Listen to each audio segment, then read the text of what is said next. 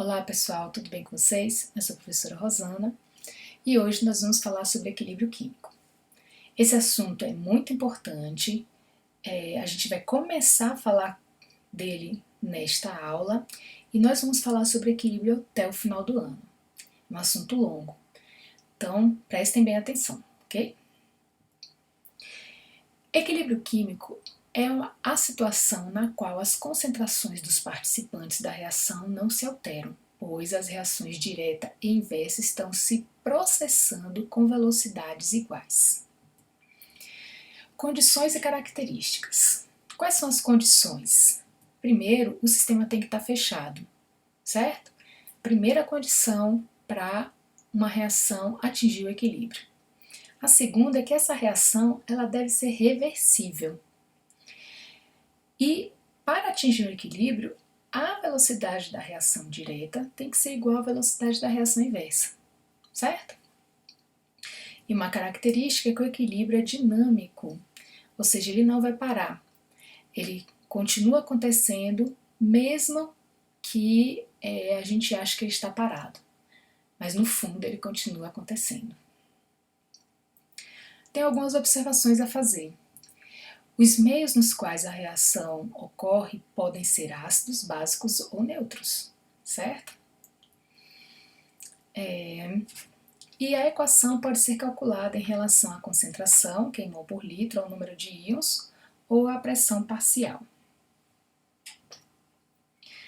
Bom, nós geralmente trabalhamos até antes do equilíbrio com reação completa e irreversível. E a reação completa e irreversível é aquela na qual os reagentes são totalmente convertidos em produtos.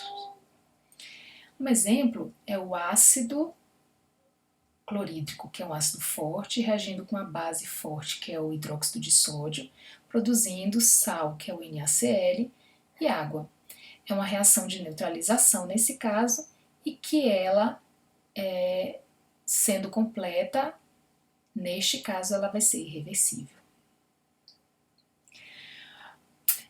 Já uma reação reversível é aquela que se processa simultaneamente nos dois sentidos, ou seja, ela é representada por essas duas setinhas, indicando que esses reagentes aqui vão formar os produtos e que a gente pode inverter essa reação e que ela vai acontecer simultaneamente. À medida que esses produtos vão sendo formados, eles vão reagir e a setinha aqui, ó, de retorno, a setinha inversa, indica que isso aqui vai ser formado. Essa outra parte aqui, ela será formada, certo?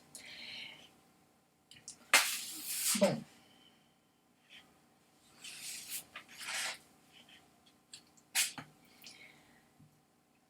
sob o ponto de vista da cinética química, as reações reversíveis podem ocorrer em dois sentidos, direto e inverso, representados por reagente se transforma em produto, o produto vai se transformar no reagente, né?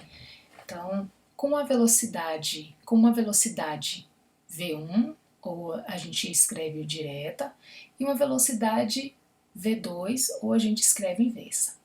E no momento em que a velocidade da reação direta se iguala à velocidade da reação inversa, a gente tem o equilíbrio químico. A reação atingiu o equilíbrio químico. Então, o sistema está fechado, a reação é reversível. Quando as velocidades se igualam, ou seja, a velocidade da reação direta se iguala à velocidade da reação inversa, aí sim a gente tem uma situação de equilíbrio químico, ok? Para um sistema qualquer representado por A mais B formando C e D e C mais D formando A e B.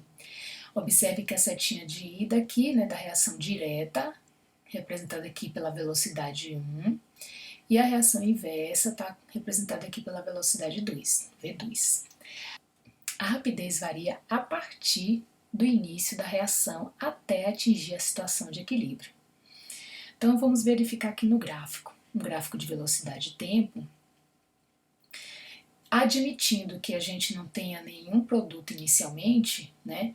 Então V2 aqui, ó, tá aumentando a velocidade, né? essa curva aqui está aumentando a velocidade, está indicando que houve aumento da velocidade, uma vez que V2 é a velocidade da reação inversa, ou seja, C mais D produzindo A mais B, certo? E V1? V1 começa lá em cima, né, com uma velocidade maior, porque A mais B está se transformando em C mais D, porque V1 representa a velocidade da reação direta. Nesse momento aqui, ó, nesse tempo aqui, nesse instante, eles atingem o equilíbrio químico. Por quê? Porque as velocidades elas se tornam iguais e constantes, ok? Quando uma reação atinge o equilíbrio, ela não para, ela continua se processando, porém, tanto a reação direta como a reação inversa ocorrem à mesma velocidade, e desse jeito a proporção entre reagentes e produtos não varia. As propriedades macroscópicas, então, quais são essas propriedades? Concentração, massa, densidade, cor, volume, permanecem constantes, ok? Não vão variar, e por isso que a gente tem a impressão de que a reação acabou, mas na verdade as propriedades microscópicas elas vão continuar em evolução, elas vão continuar acontecendo. Quais são essas propriedades? Colisões entre as moléculas, formação de complexos ativados, transformações de substâncias em outras. Então, por isso é que o equilíbrio é dinâmico, porque a gente acha que acabou olhando para as propriedades macroscópicas, mas na verdade ela continua acontecendo e aí as propriedades microscópicas estão aí para garantir isso daí.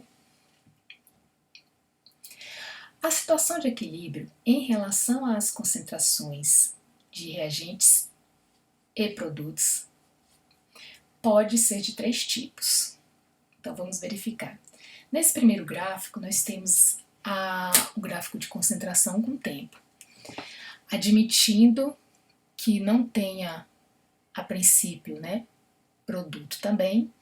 Então essa curva aqui, ó, vai ser dos produtos e essa curva aqui vai ser dos reagentes, ok? Neste caso, a concentração dos reagentes é maior que a concentração dos produtos. E nesse tempo aqui, em que elas permanecem constantes, é que elas estão em equilíbrio químico. Eu digo, a reação está em equilíbrio químico e as concentrações serão constantes, as concentrações de reagentes e produtos. Admitindo-se que não tenha produto no início da reação, então essa curva aqui, ó, subindo, ela vai ser dos produtos. E essa curva aqui vai ser dos reagentes, que vai diminuindo a concentração e, neste caso, neste tempo aqui, as concentrações permanecem constantes. A reação entrou em equilíbrio químico. Porém, a concentração dos produtos vai ser maior que a concentração dos reagentes. Então a gente pode ter essa situação. E a gente ainda pode ter uma outra situação. Mais uma vez, admitindo que não tenha nenhum produto no início da reação, essa concentração aqui de produtos vai aumentando até não variar mais, enquanto que a concentração dos reagentes vai diminuindo até também não variar mais. Neste caso aqui, a partir desse tempo em que as concentrações de reagentes e produtos permanecem constantes e são iguais, neste caso, a reação entrou em equilíbrio, ok? Então, as concentrações, elas de reagentes e produtos podem ser a concentração de reagente maior que a concentração de produto, a concentração de produto maior que a concentração de reagente e a concentração de reagente igual à concentração de produto no equilíbrio químico, desde que, em todos os casos, elas permaneçam constantes, certo? Exemplos do cotidiano. Algumas reações reversíveis são utilizadas no nosso cotidiano e a gente não percebe. Um exemplo disso é a reação que ocorre nas lentes fotocromáticas. Ela depende da quantidade de reação luminosa, então aí a lente vai clarear ou escurecer, né, à medida da quantidade dessa energia luminosa. E é uma reação reversível. Uma outra reação reversível ocorre no refrigerante. Outra reação reversível é do ácido acetilsalicílico, que é usado em medicamentos antitérmicos.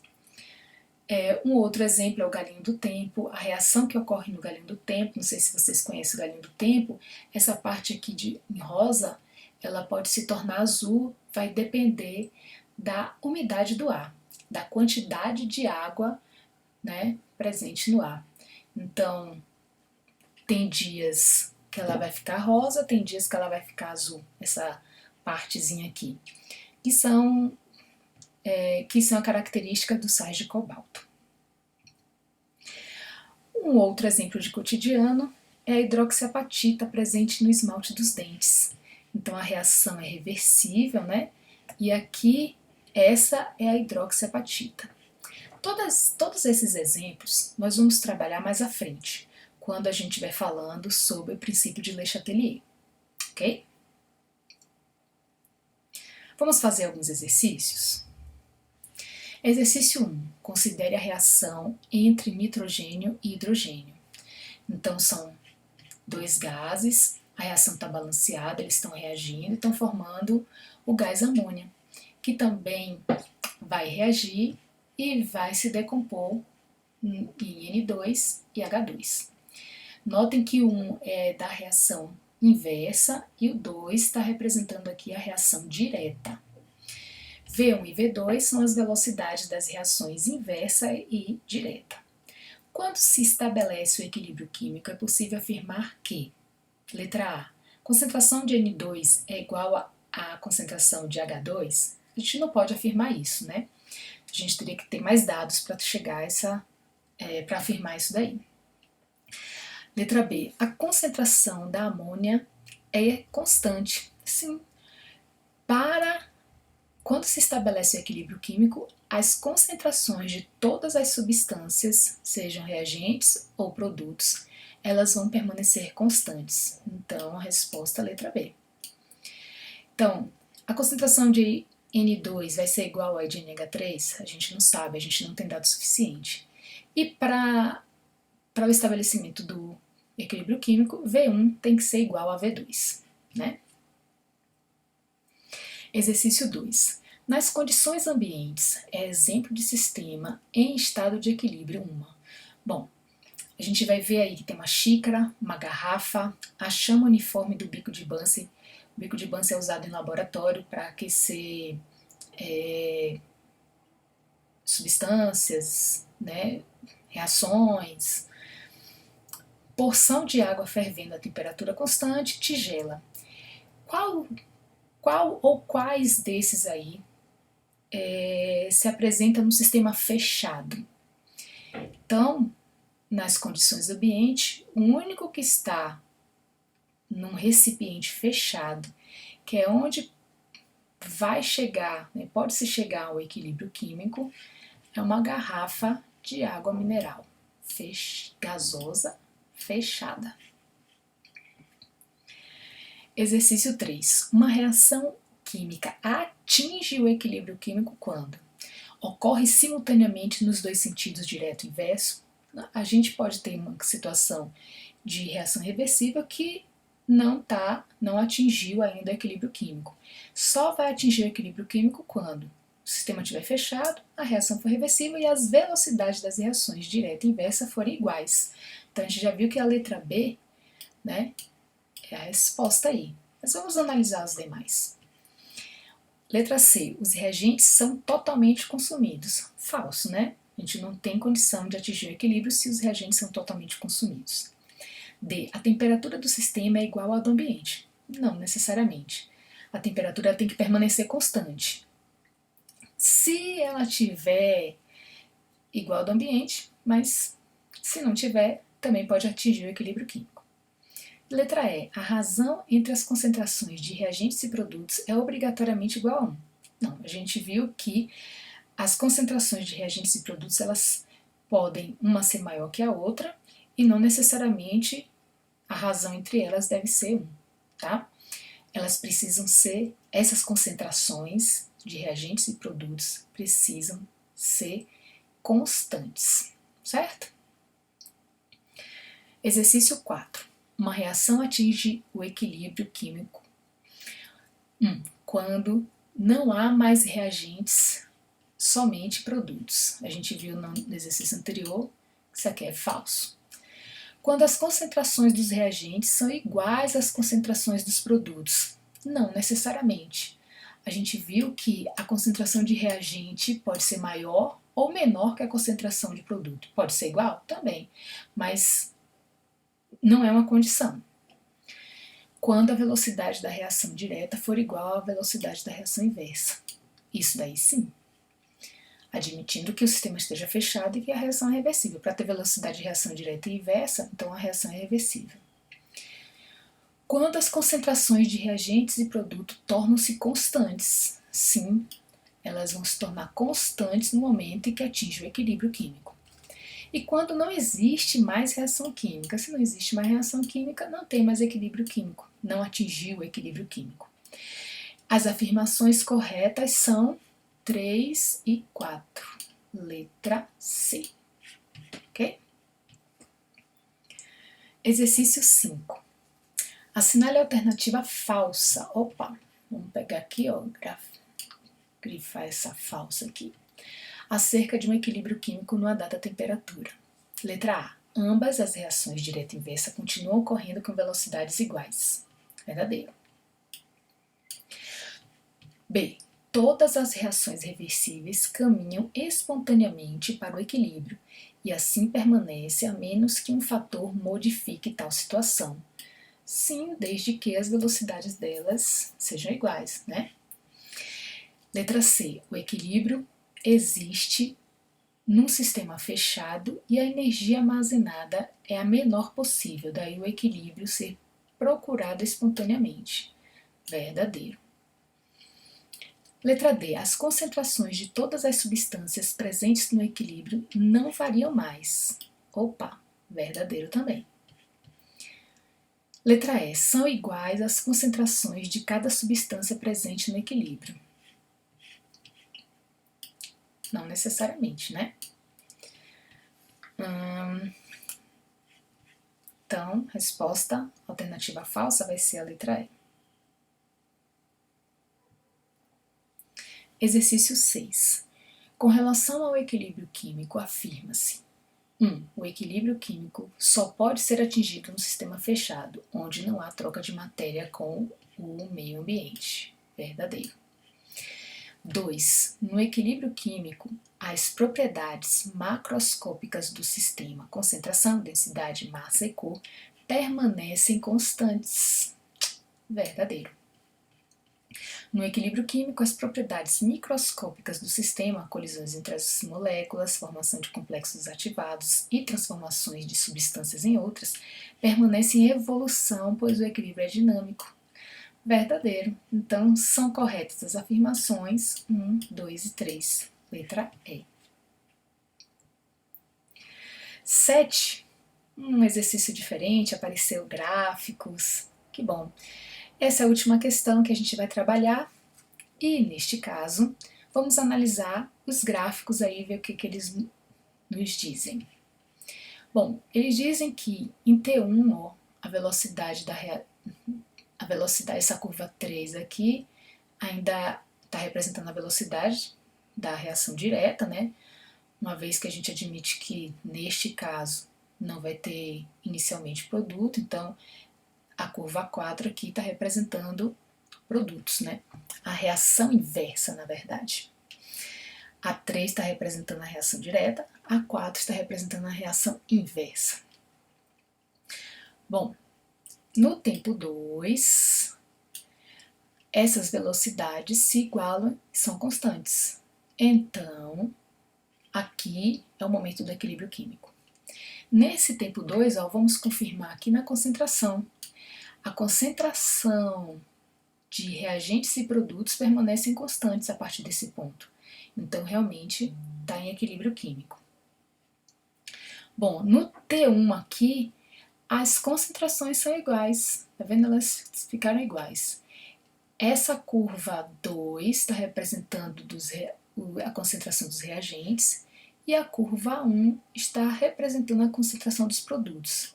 Então, a concentração dos produtos está representada aqui pela curva 1 e ela é maior que a concentração dos reagentes, que está representada aqui pela curva 2, certo? Os gráficos indicam: letra A, no instante T1, a velocidade da reação direta é igual à da inversa. Falso. A gente viu que é no instante T2. Após T2, não ocorre reação. Falso também. A gente sabe que após T2, a reação está em equilíbrio. C. No instante T1, a reação atingiu equilíbrio? Não. A reação atingiu equilíbrio no instante T2. D. A curva 4 corresponde à velocidade da reação inversa. Sim, a gente viu, né, que a curva 4 corresponde à velocidade da reação inversa. Então, letra D. E aí a gente finaliza na letra E. No ponto de interseção das curvas 3 e 4, a concentração de produtos é igual à de reagente. Nesse ponto de interseção aqui, 3 e 4, a velocidade da reação direta é igual à velocidade da reação inversa. O gráfico de concentração é o outro, certo? Então, pessoal, essa foi a primeira aula sobre equilíbrio químico e até a próxima.